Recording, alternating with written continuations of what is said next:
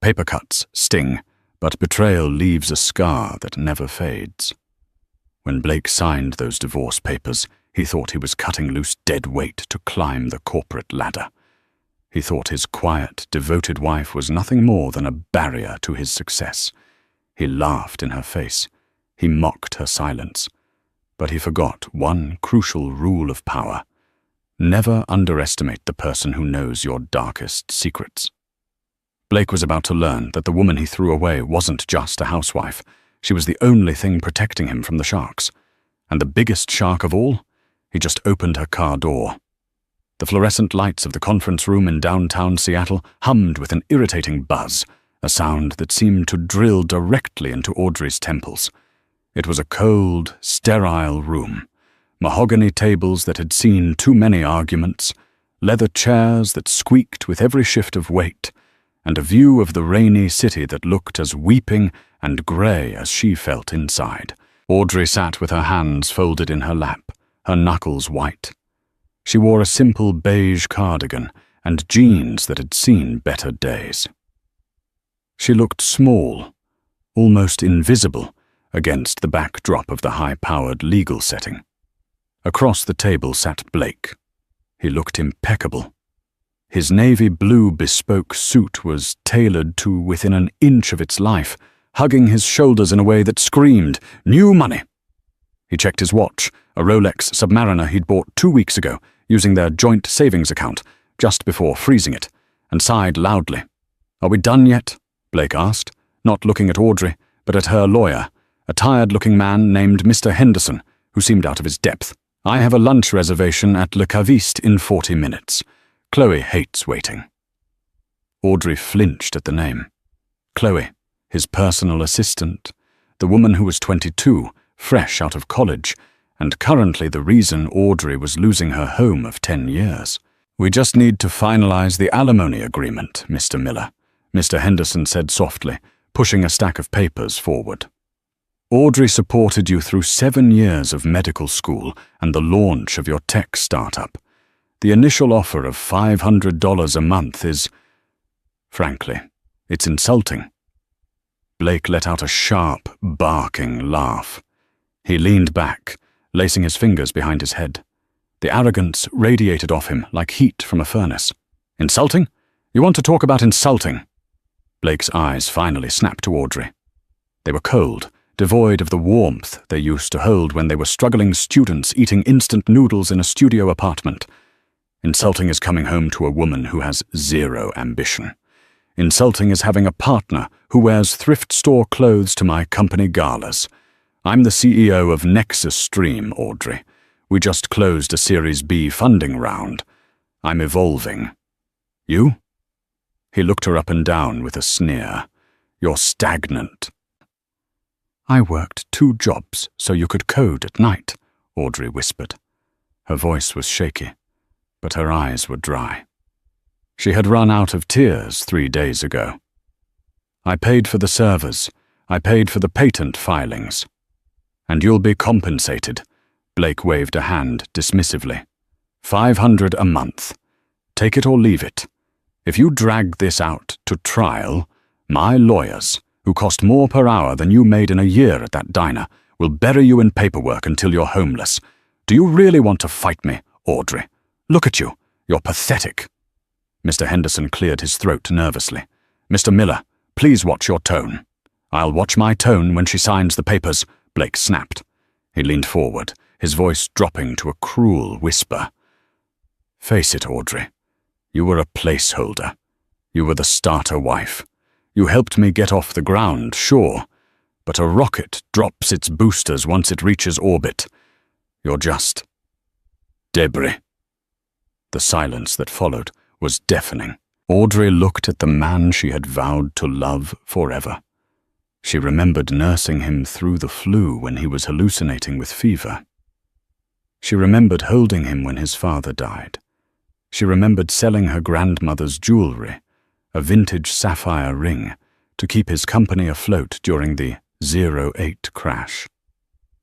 She picked up the pen. "Audrey, you don't have to sign this," Mr. Henderson warned. "We can fight." "No," Audrey said. Her voice was suddenly steady. strangely calm. "Let him have it." "Excuse me?" Blake blinked, surprised by her sudden resolve. "I said, let him have it." Audrey signed her name with a flourish. Audrey Miller. Then she paused, crossed out Miller, and initialed it. "I don't want your money, Blake. I don't want the alimony.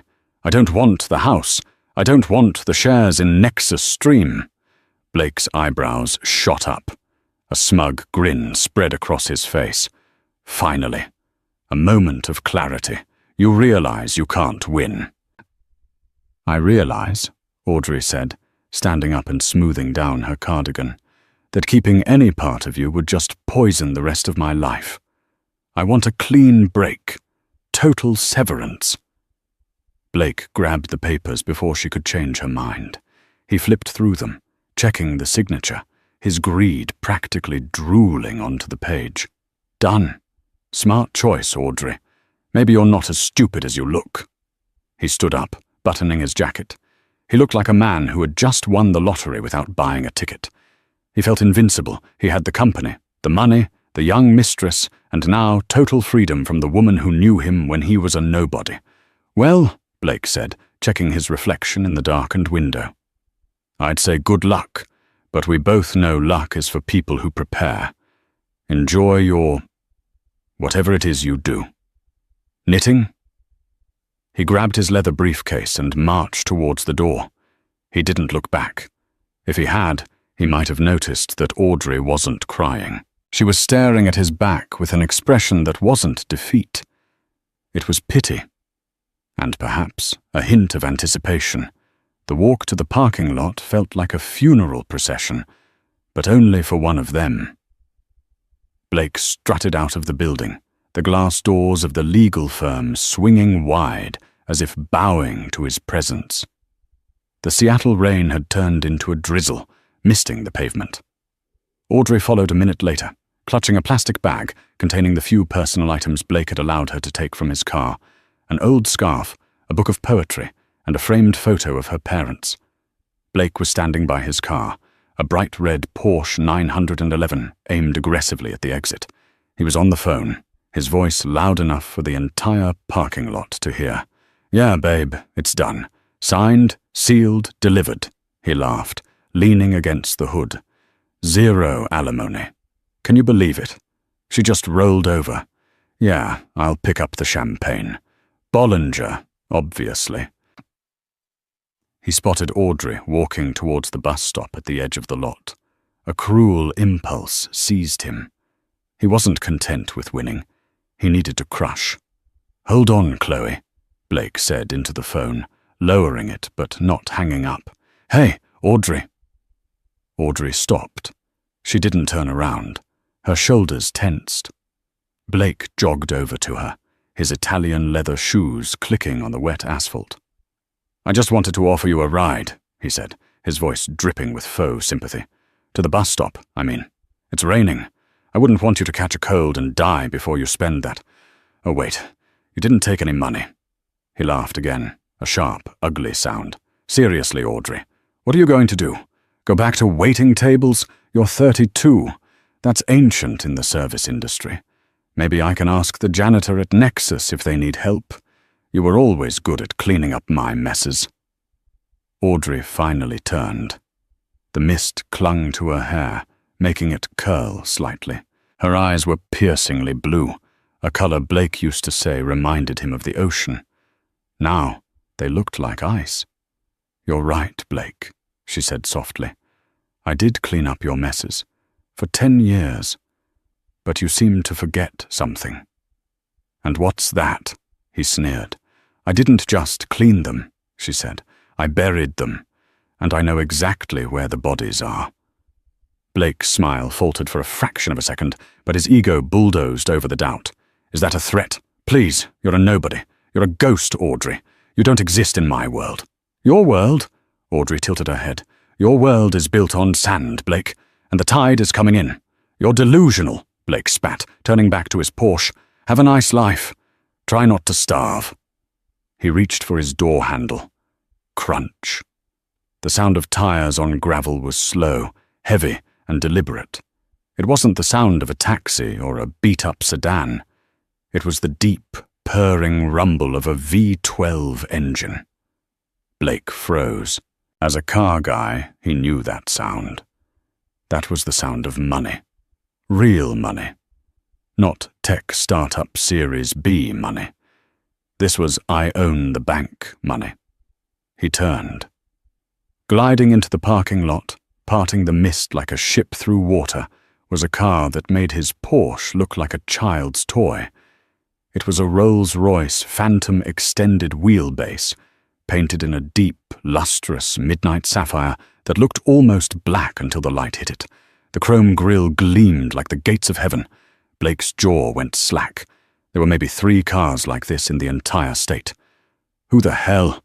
Blake muttered, lowering his phone. "Chloe, hang on." The massive vehicle didn't head for the VIP spots near the building entrance. It rolled silently, ominously, right towards them. It came to a stop directly in front of Audrey, blocking Blake's view of the bus stop. Blake watched, mesmerized and confused. Is she being arrested? Did she steal something? The driver's door opened. A man stepped out. He was huge, at least 6'4". Wearing a black suit that fit so perfectly it looked like a second skin, he wore an earpiece and dark sunglasses despite the rain. He walked around the front of the car with military precision. He ignored Blake completely. He walked right up to Audrey. Blake expected the man to tell her to move, to get out of the way of the wealthy owner. Instead, the giant man bowed, a sharp, respectful incline of the head. "Good afternoon, madame," the driver said. His voice was a deep baritone. "Mr. Sterling apologizes for the delay. The traffic on the I-5 was unexpected." "Madame? Mr. Sterling?" Blake's brain short-circuited. The only Sterling that mattered in this city, in this country, was Preston Sterling, the venture capitalist, the recluse, the man who owned Sterling Dynamics, the parent company of half the tech sector. "It's fine, James," Audrey said. Her voice had changed. The meekness was gone. In its place was a cool, weary authority. "I assume he is in the car. He is waiting for you, ma'am." James, the driver, reached for the handle of the rear suicide door. He pulled it open. The interior was a sanctuary of cream leather and lamb's wool carpets. And sitting there, legs crossed, reading a file on a tablet, was a man Blake had only seen on the covers of Forbes and Fortune. Preston Sterling.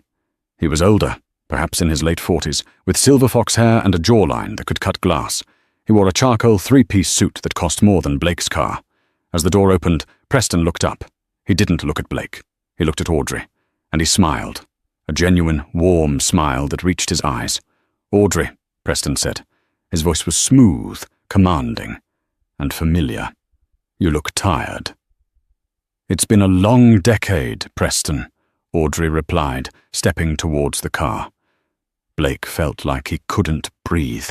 His ex-wife, the woman who clipped coupons and argued about the electric bill, was talking to Preston Sterling like they were equals?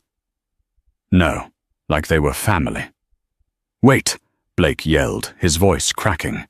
He stumbled forward, abandoning his Porsche. "Wait a minute."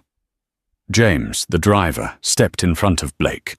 He didn't touch him, but the sheer size of the man acted as a wall. "Step back, sir." "Audrey?" Blake shouted over the driver's shoulder. "What is this? Do you know him?" Audrey paused with one foot inside the Rolls-Royce. She looked back at Blake. The look on her face wasn't anger anymore. It was pure indifference. "Do I know him?" Audrey repeated. She looked at Preston, then back at Blake. "Blake, you've been trying to get a meeting with Sterling Dynamics for 2 years to secure your Series C funding, haven't you?" Yes, but," Blake stammered. "You never got past the secretary," Audrey said calmly. "Did you ever wonder why?" Blake stared at her, his mouth opening and closing like a fish. "Get in, Audrey," Preston said from inside the car, his voice hardening as he glanced at Blake. "We have work to do. The board has been waiting for your return." "The board?" "Goodbye, Blake," Audrey said. She slipped into the car. James closed the heavy door with a solid thud that sounded like a coffin closing. He walked back to the driver's seat, got in, and the massive car pulled away, kicking up a spray of water that landed on Blake's expensive Italian shoes. Blake stood alone in the rain, the phone still clutched in his hand. "Blake?" Chloe's voice chirped, tinny and annoying from the speaker. "Blake, are you there? Did you get the champagne?" Blake dropped the phone. It cracked on the pavement. He didn't notice. He was staring at the taillights of the Rolls-Royce as it disappeared into the grey Seattle afternoon, realizing with a sick, sinking feeling in his gut that he had just made the biggest mistake of his life. The interior of the Rolls-Royce Phantom was quieter than a cathedral at midnight.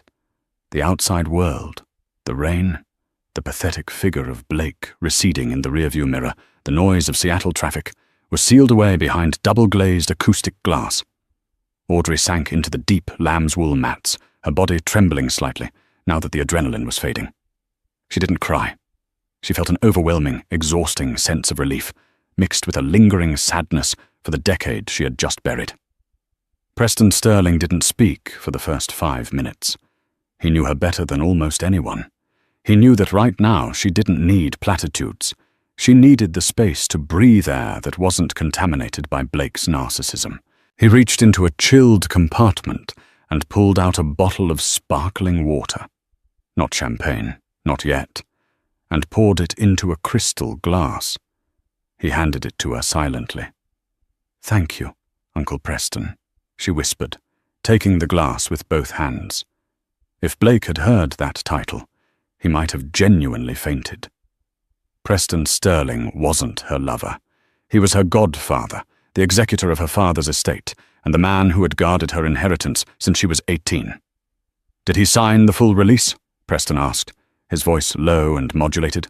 He already knew the answer, but he needed to hear her say it. "Everything," Audrey confirmed, taking a sip. "He was so eager to get rid of me, he waived all rights to future claims, assets, and intellectual property held by either party prior to the marriage. He thinks he won." Preston allowed himself a small, tight smile. It wasn't a happy smile. It was the look of a chess grandmaster who just watched an opponent fall for a basic trap. Arrogance is a powerful anesthetic, Audrey. It blinds a man to the knife until it's already in his gut. Blake Miller is a mediocre coder with a sociopathic streak. He never deserved you. Audrey looked out the rain-streaked window as the city sped by. "I loved him once. When we started, he had vision. He had passion. I thought I could help him build something real. I didn't realize that the higher he climbed, the more oxygen he would suck out of the room." "You didn't just help him build it, ma petite," Preston said gently, using the nickname her father had given her. "You were the foundation. You were the firewall. You hid your light so he could shine, hoping he would eventually see you. It was a noble experiment, Audrey. But it failed. And it went on 5 years too long." Audrey flinched. He was right. She had known 5 years ago, when Blake started hiding his phone and coming home smelling of expensive perfume that wasn't hers, that it was over.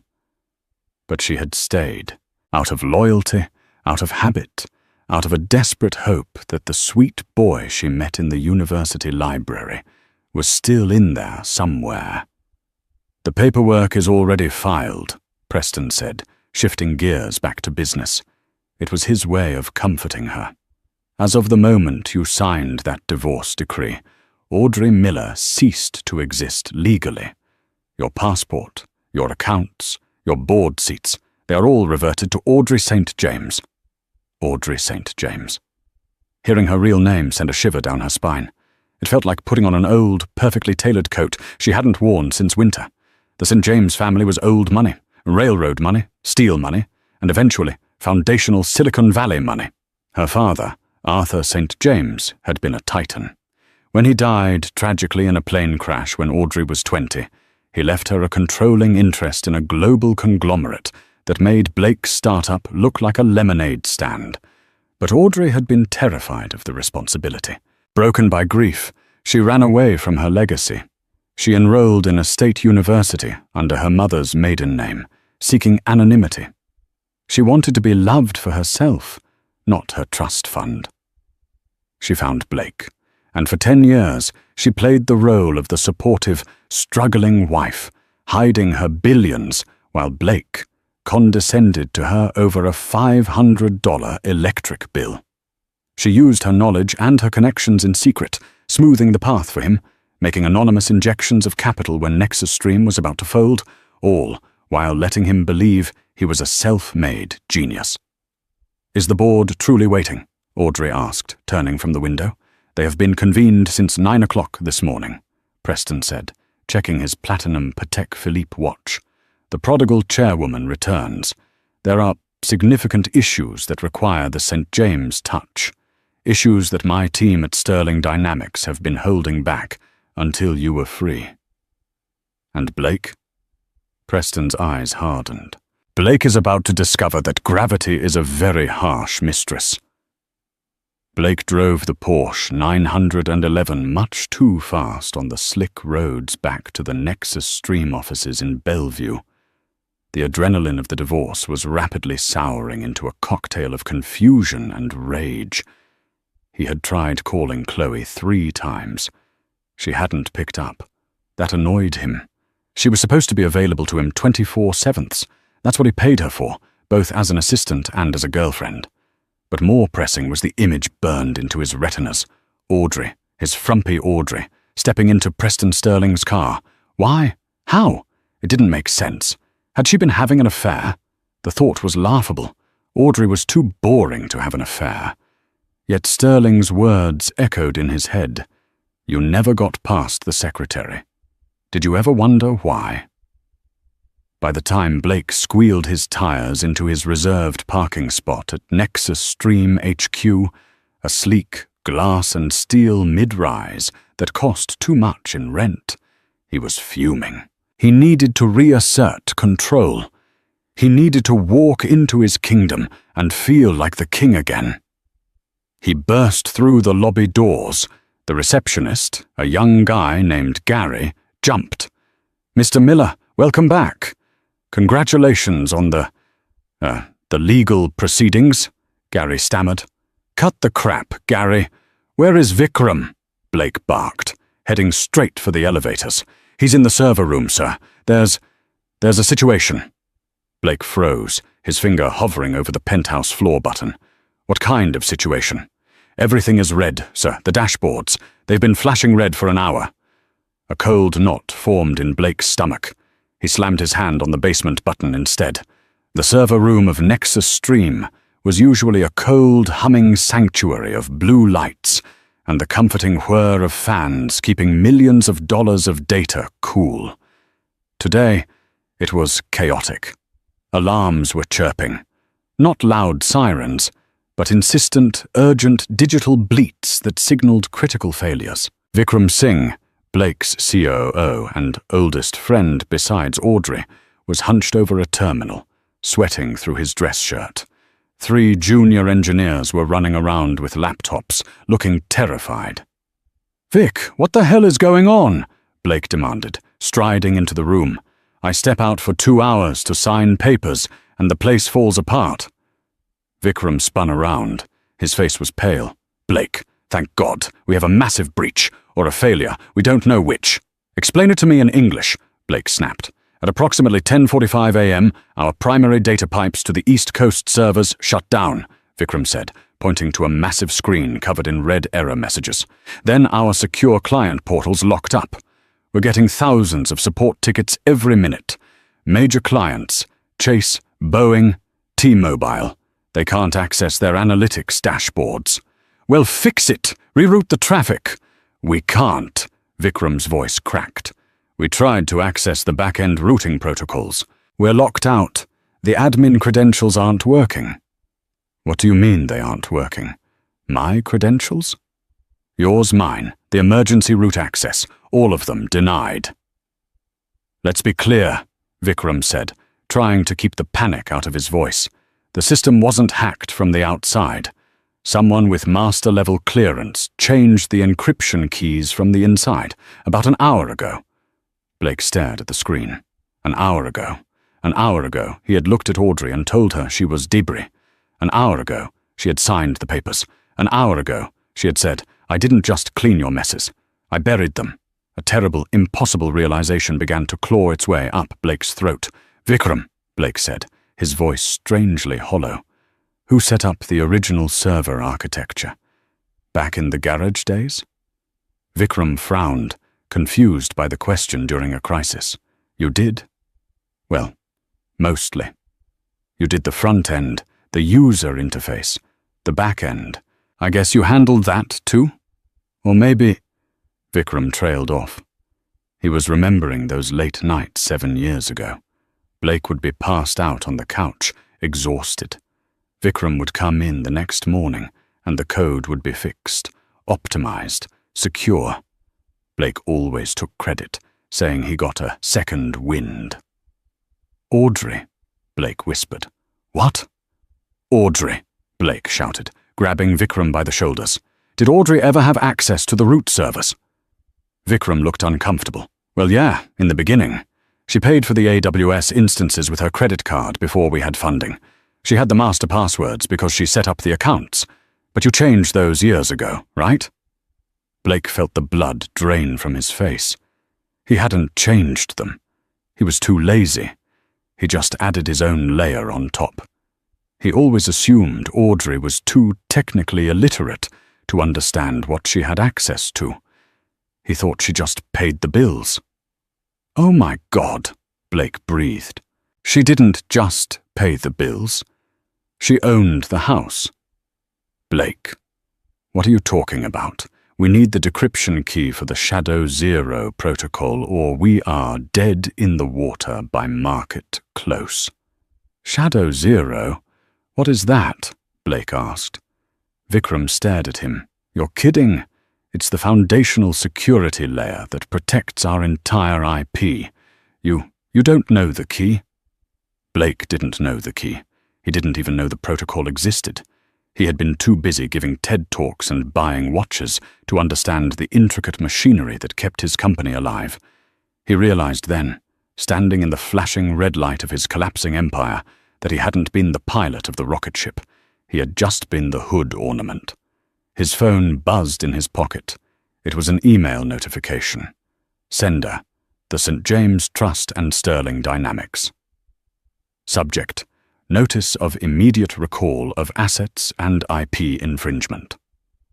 Blake's thumbs fumbled as he opened the email. It was a legal document, dense and terrifying, but the gist was clear in the first paragraph.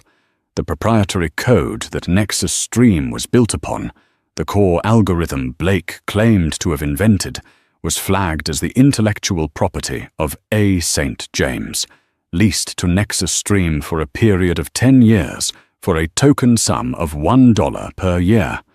The lease had just expired due to a violation of terms, specifically the termination of the marital contract between the lessor and the lessee. The document ordered an immediate cease and desist of all operations using the code, effective immediately. Blake looked up from his phone to the giant red screen. The noise in the server room seemed to fade away, replaced by the memory of Audrey's calm voice in the rain. "Your world is built on sand, Blake, and the tide is coming in." The tide wasn't just coming in. It was a tsunami, and its name was Audrey St. James. He hadn't just divorced his wife. He had declared war on the actual owner of his company. The Sterling Dynamics tower didn't just scrape the sky. It seemed to pierce it.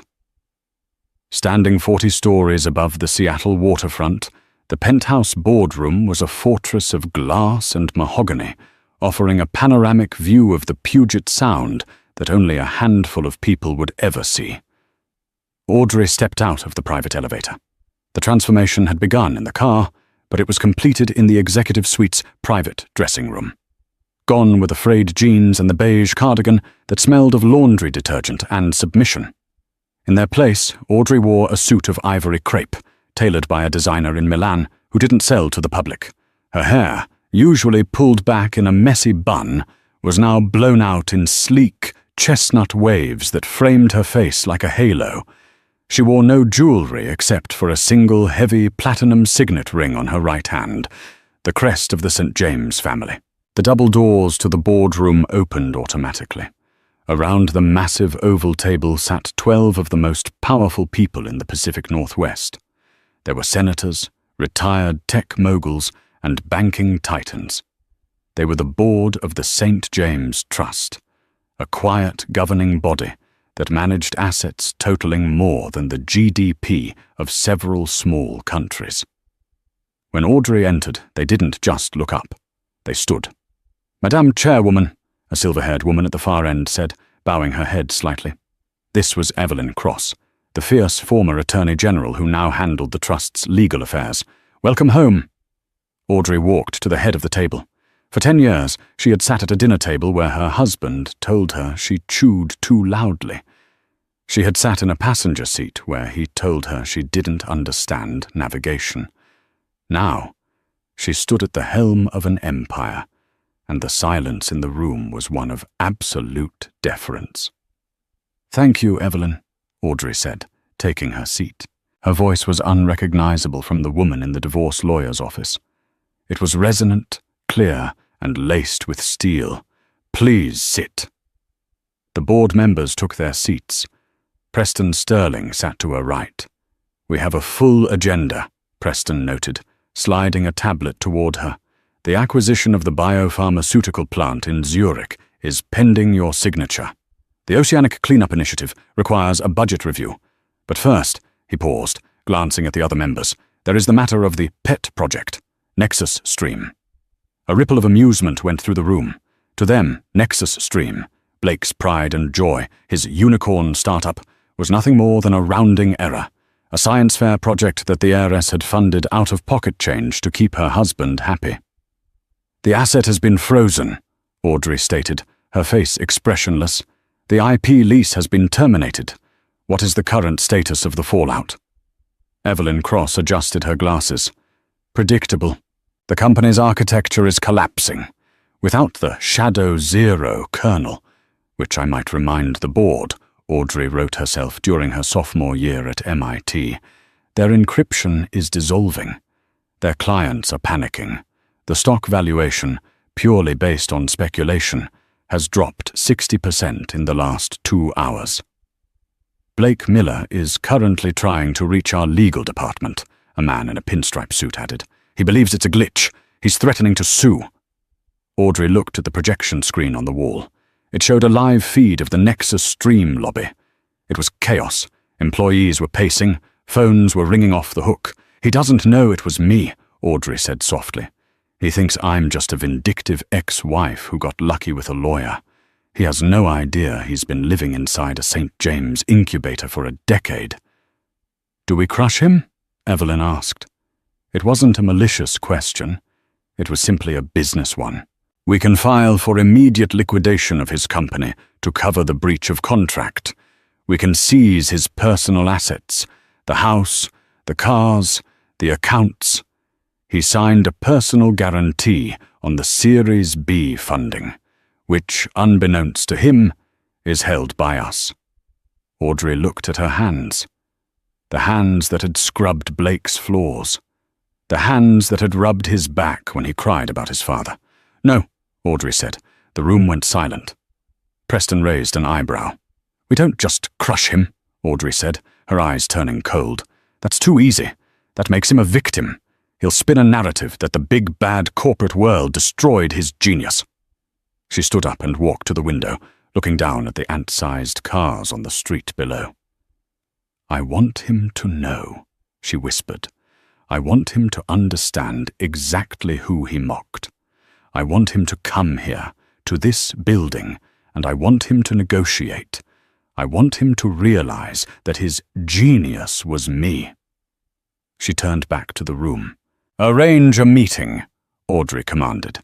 "Tell Mr. Miller that the holding company for the IP rights, Aegis Holdings, is willing to discuss a provisional license to get his servers back online. Set the meeting for tomorrow morning. Here." "He will come expecting to bully a patent troll," Preston warned. "Let him," Audrey smiled, a sharp, dangerous expression. He's going to walk into the lion's den thinking he's the hunter. When he leaves, I want him to be nothing." "And the girl?" Evelyn asked. "The mistress, Chloe Danvers." Audrey's expression didn't flicker. "Cancel the corporate credit cards. All of them. Effective immediately. Let's see how deep their love really is." The atmosphere inside Nexus Stream had shifted from panic to a funeral wake. The red lights on the server dashboards were still blinking, but the engineers had stopped running. They were now sitting in clusters, whispering, checking LinkedIn on their phones, updating their resumes. Blake was in his office, screaming into his iPhone. "What do you mean declined?" he roared. "Run it again. It's a platinum Amex. It has no limit." "I'm sorry, sir." The voice of the hotel concierge on the other end was polite but firm. "The card has been reported as invalid by the issuer. We cannot process the reservation for the penthouse suite." Blake threw the phone against the wall. It shattered, a spiderweb of cracks blooming across the screen. "Damn it!" He ran his hands through his hair, messing up the perfect gel style. This wasn't happening. It couldn't be happening. The door to his office swung open. It wasn't Vikram with good news. It was Chloe. But she didn't look like the sympathetic, doting girlfriend she had been in the parking lot 2 hours ago. She was holding her handbag, a Birkin that Blake had bought her last month, clutched tight to her chest. She wasn't wearing her Nexus Stream ID badge. "Babe," Blake breathed, relieved to see a friendly face. "Thank God. Look, it's a mess. I need you to run down to the bank for me. I need to pull some cash to pay the freelance coders. The accounts are frozen and—" "I'm leaving, Blake," Chloe said. Her voice was flat. Blake blinked. "What?" "You're going home." "That's fine. Get some rest. I'll be there late." "No," Chloe said, stepping back as he approached. "I mean, I'm leaving you. I'm quitting." Blake stopped dead. "Is this a joke? Now? In the middle of a crisis?" "It's not a crisis, Blake. It's over," Chloe snapped. She pulled a piece of paper from her bag and threw it on his desk. "I just tried to use the company card to buy lunch for the team. It declined. Then I tried the supplementary card you gave me for the apartment. Declined. Then I called HR to ask about payroll." "And?" "And they said the payroll account is empty. The funds were swept an hour ago by the primary investor." Chloe looked at him with a mixture of disgust and pity. "You're broke, Blake. It's a mistake, a banking error," Blake pleaded, reaching for her arm. "I'll fix it. I'm the CEO. I'm worth $20 million on paper." "Paper burns," Chloe hissed, shaking him off. "I checked the public records, Blake. I did a little digging while you were screaming at Vikram. The lease on this office? It's in the name of St. James Trust. The car? Leased? The patent? You don't own it. You own nothing." I built this. You stood on a stage and took credit," Chloe shouted. "I stuck around because I thought you were a winner. I thought you were the next Zuckerberg.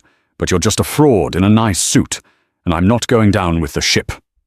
She turned on her heel, her high heels digging into the plush carpet.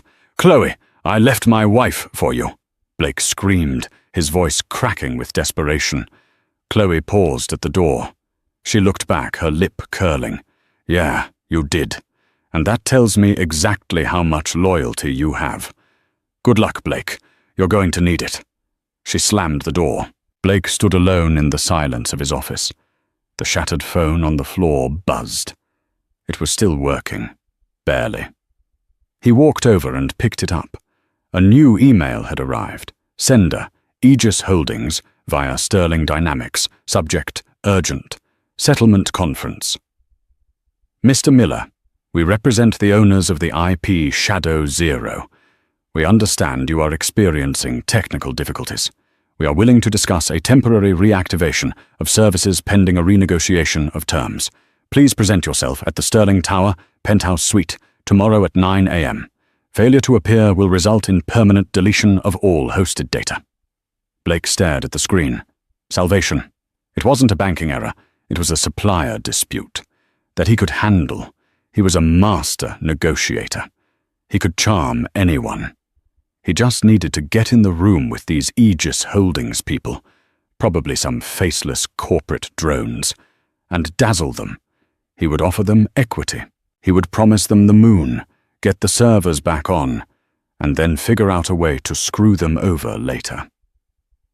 A manic grin spread across his face.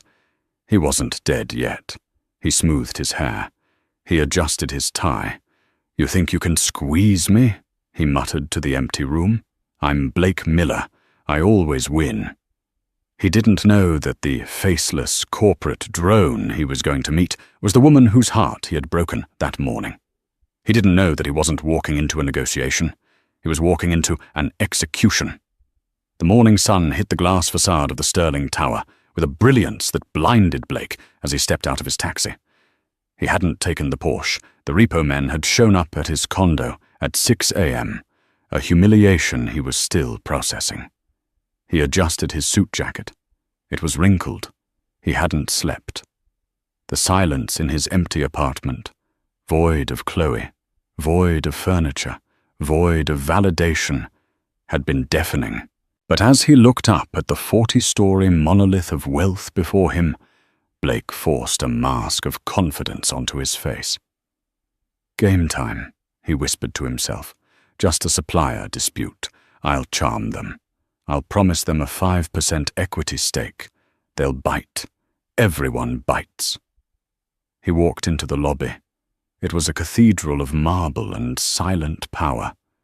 Security didn't ask for his ID. They were expecting him. "Penthouse level, Mr. Miller," the guard said, pointing to a solitary elevator that had no buttons, only a card scanner. The guard swiped a key and the doors slid open. The ride up was smooth and fast, making his ears pop. Blake checked his reflection in the mirrored walls.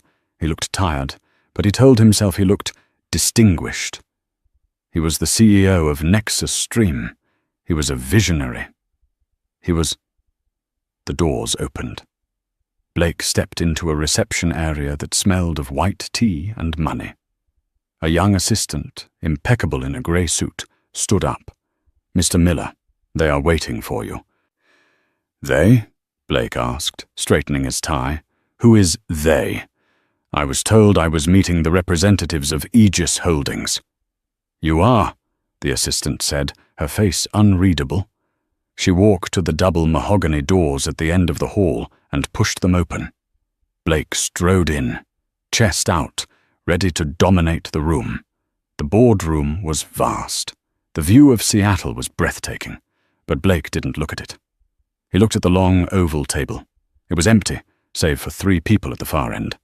To the left sat Preston Sterling, looking at a file with boredom. To the right sat a severe-looking woman with glasses, Evelyn Cross. And in the center, at the head of the table, sat a high-backed leather chair.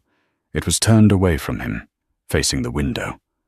All Blake could see was a slender hand resting on the armrest, a platinum signet ring catching the light. "Good morning," Blake projected his voice, using his best TED Talk cadence. "I'm Blake Miller. I assume you represent the IP holders. I'm here to clear up this misunderstanding regarding the Shadow Zero protocol." Preston Sterling didn't look up. "Sit down, Mr. Miller." Blake bristled at the command, but took the seat at the opposite end of the table. It felt like being a child called to the principal's office. "Look," Blake started, leaning forward. "I know how this looks. A technical glitch, a lapsed payment. But let's be adults. Nexus Stream is valued at $400 million. If you keep my servers offline, you're burning money too. I'm willing to offer Aegis Holdings a generous licensing renewal fee. Let's say $50,000 a year." The chair at the head of the table didn't move. $50,000? Evelyn Cross chuckled dryly. "Mr. Miller, the damages you've incurred by illegally using our proprietary code for the last 24 hours are estimated at $12 million. "That's absurd," Blake laughed, slamming his hand on the table. "I wrote that code. It's my architecture. I'm just dealing with a patent troll, aren't I?" "Who is your client? I want to speak to the person in charge. Turn that chair around." "You want to speak to the owner?" the voice from the chair asked. Blake froze. The voice was low, authoritative, and terrifyingly familiar. But it couldn't be. It was impossible. Slowly, smoothly, the leather chair swiveled. Blake's breath hitched in his throat. His brain refused to process the image. It was Audrey. But it wasn't the Audrey he knew. It wasn't the woman in the stained apron. It wasn't the woman who clipped coupons. This woman radiated power. She wore a suit that cost more than his car. Her hair was perfect. Her eyes were hard diamonds. "Hello, Blake," she said. "Audrey?" Blake stammered, standing up, his chair scraping loudly against the floor. What are you doing here? Did you follow me? Is this a joke? Preston, why is my ex-wife sitting in your chair?" "Sit down," Audrey commanded. The volume wasn't loud, but the force of it slammed Blake back into his seat. "I don't understand," Blake whispered, looking between them. "You never did understand, Blake." "That was your problem," Audrey said, opening a leather folder in front of her. "You thought you were a self-made man. You thought you were a genius. But you were a project." "I built Nexus Stream," Blake yelled, his face turning red. "You built a user interface," Audrey corrected calmly. "You built a pretty front door.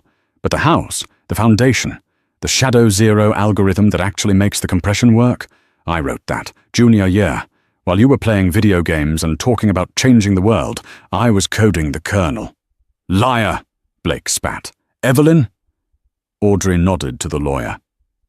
Evelyn slid a document down the long table. It hit Blake's hands with a heavy thud. He opened it. It was a patent filing, dated 10 years ago. Inventor, Audrey St. James. Assignee, Aegis Holdings, a subsidiary of St. James Trust. "St. James?" Blake read the name, confusion clouding his eyes. "Who is St. James?" Preston Sterling finally spoke. "You really didn't know?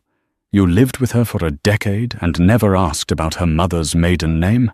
Audrey is the sole heiress to the St. James fortune, Blake.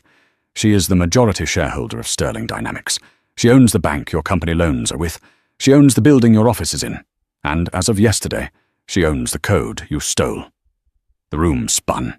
Blake felt bile rise in his throat. You're a billionaire?" he rasped, looking at Audrey with wide, horrified eyes. "And you," Audrey said, leaning back, "are a breach of contract." "Why?" Blake asked, his voice breaking. "If you had all this... Why did we live in that apartment? Why did you let me struggle? Why did you scrub the floors?" "Because I wanted to be sure," Audrey said, a flicker of sadness crossing her face for the first time. "I wanted to know if you loved me, or the name. I wanted to see if we could build something real together. I supported you. I fixed your code at night while you slept. I injected capital through shell companies every time you were about to go bankrupt. I propped you up, Blake, because I believed in you." She closed the folder. "But then you succeeded. And the moment you got a taste of power, you turned on me. You mocked me. You called me debris. You told me I was stagnant." Audrey stood up. She walked down the length of the table, her heels clicking rhythmically, stopping right next to Blake. He couldn't look her in the eye. He was trembling. "You wanted a clean break, Blake. You wanted total severance. You signed the papers." "Audrey, please," Blake began to weep. It wasn't a dignified cry. It was the pathetic sobbing of a man who realized he had thrown away a winning lottery ticket. "I didn't mean it. The stress, the company. Chloe meant nothing. We can fix this. I still love you. We can be a power couple. Think of what we can do with your money and my face." "Your face?" Audrey laughed, a cold, sharp sound. "Your face is about to be on every legal summons in the state." She dropped a single piece of paper in front of him. "This is your only option," she said. Blake looked at the paper. "Termination of rights and transfer of assets." "What is this?" "It's a surrender," Evelyn Cross explained. "You will sign over 100% of Nexus Stream to Aegis Holdings. You will resign as CEO effective immediately. You will vacate the premises. In exchange, we will not prosecute you for corporate fraud, embezzlement, and IP theft. We will assume the company's debts, and you will walk away debt-free." "But I'll have nothing," Blake whispered. My stock options, my equity. It's all I have." "You have your freedom," Audrey said, "which is more than you deserve. If you don't sign, my lawyers will bury you so deep you'll need a coal miner's lamp to find the sun. You'll go to prison, Blake, for a long time." Blake looked at the pen. He looked at Audrey. He saw no mercy in her eyes. He saw only the reflection of his own cruelty, magnified and returned to him 1,000-fold. He picked up the pen. His hand shook so hard he could barely write. He signed. "Blake Miller, get out," Audrey said quietly. "Audrey, I said get out." Blake stood up. He felt light, untethered, like a balloon whose string had been cut. He walked to the door, his legs numb. "Oh, and Blake?" He turned, a spark of hope igniting in his chest. Audrey was standing by the window, silhouetted against the grey sky. "The next time you open a car door for someone," she said, not looking back, "make sure you know who's inside." The rain in Seattle was relentless. Outside a high-end restaurant in downtown, a valet attendant stood in a yellow poncho, shivering as he waited for the next car. A sleek, midnight sapphire Rolls-Royce Phantom pulled up to the curb. The valet rushed forward. He knew this car. Everyone in the city knew this car. It belonged to the Tech Woman of the Year, the new face of ethical innovation, Audrey St. James. She was on the cover of Time magazine this month. The valet opened the rear door, bowing his head against the rain. "Good evening, Madame St. James," the valet muttered, keeping his eyes on the ground, as was protocol. A beautiful woman stepped out. She paused, looking at the valet. She recognized the voice. "Thank you," she said, handing him a generous tip. She looked at his face. He looked older, haggard, his eyes hollow and defeated. It was Blake. He looked up, meeting her eyes for a fleeting second. Shame washed over him, hot and burning. He wanted to disappear into the pavement. He was working for minimum wage, parking the cars of the people he used to dine with. Audrey didn't sneer. She didn't laugh. She didn't mock him. She simply looked at him with a distant, polite indifference, like one looks at a stranger they pass on the street. "Keep the change," she said softly. She turned and walked into the restaurant, the warm light swallowing her whole, leaving Blake alone in the cold, wet dark, clutching a $20 bill, finally understanding the true cost of the woman he had thrown away. And that is the story of how Blake Miller learned the hardest lesson of his life. Never mistake silence for weakness, and never judge a book or a wife by its cover. He thought he was discarding a burden, but he was actually throwing away the crown. It's a brutal reminder that in relationships and in life, arrogance is the architect of its own destruction. Audrey didn't need to scream to win. She just needed to stop pretending she was small. What do you think? Did Blake deserve that ending? Or was Audrey too harsh? Let me know in the comments below. I read every single one. If you enjoyed this story of karma and justice, please smash that like button. It really helps the channel grow. And subscribe with notifications on so you never miss the next saga. Share this video with someone who needs a reminder to stay humble. Thanks for watching, and I'll see you in the next story.